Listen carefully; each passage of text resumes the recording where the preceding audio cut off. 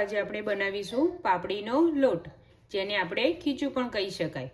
આજે આપણે ખીચું કુકરમાં બનાવીશું, જેથી કરીને જલ્દી બફાઈ જાય અને અલગથી સ્ટીમ કરવાની જરૂર પણ ના લાગે.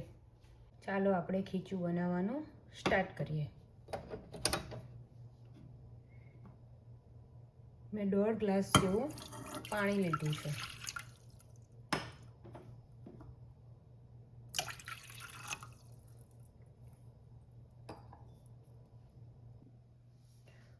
હવે એમાં હું 1 ચમચી જેટલું જીરું, અડધી ચમચી કરતાં ઓછો અજમો નાખીશ અને સ્વાદ અનુસાર સોલ્ટ. હવે આ પાણીને આપણે ઉકળવા દઈશું. 5 થી 8 મિનિટ જેવું આપણે પાણીને ઉકળવા દઈશું. તમને એવું થાય કે ભૂખ લાગી છે પણ કંઈક ફાસ્ટ બને, જલ્દી બને એવું ખાવું છે, તો તમે આ રેસીપી ટ્રાય કરી શકો છો. તમે જોઈ શકો છો પાણી ઉકળવા લાગ્યું છે. હવે એની અંદર હું 4 થી 5 લીલા મરચાંની પેસ્ટ નાખીશ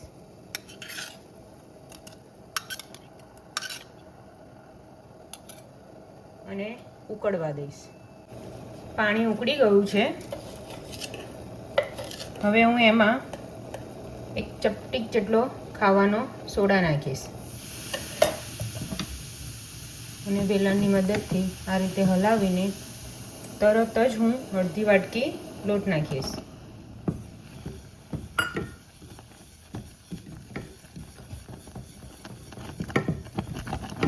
અને એને આ રીતે આપણે હલાવતા જઈશું.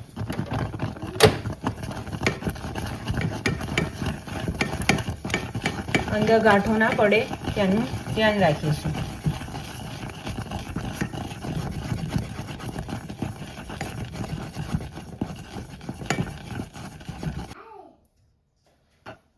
મને લોટ થોડો ઓછો લાગે છે, થોડું ઢીલું લાગે છે, તો હું 1 ચમચી જેટલો લોટ નાખીશ,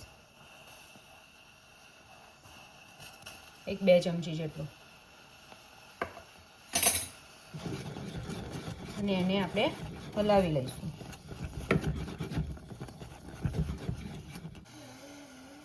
તમે જોઈ શકો છો મેં લોટને એકદમ મિક્સ કરી લીધો છે, એની અંદર ગાંઠો જેવું નથી. તો હવે એને 1 સીટી આવે ત્યાં સુધી આપણે એને બંધ કરી દઈશું અને ધીમા તાપે થવા દઈશું. સીટી વાગવાની તૈયારી જ હોય અને આપણે ગેસ બંધ કરી દઈશું. સીટી વાગવાની તૈયારી છે એટલે આપણે ગેસને ઓફ કરી લઈશું અને હવા નીકળી જાય ત્યાં સુધી કુકરને રેસ્ટ આપીશું. જો તમે આ રીતે કુકરમાં ખીચું બનાવશો તમારે અલગથી સ્ટીમ કરવાની જરૂર નથી અને આમાં ઇઝીલી લોટ બફાઈ જાય છે. થઈ ગયો છે. હવે આપણે ખોલીને ચેક કરીશું. તો લોટ બફાઈ ગયો છે. હવે એને આપણે બાઉલમાં કાઢી લઈશું. લોટ થઈ ગયો છે. હવે એની ઉપર 1 ચમચી ઓઇલ નાખીશું અને ચપટીક જેટલો આચાર મસાલો ભભરાવીશું.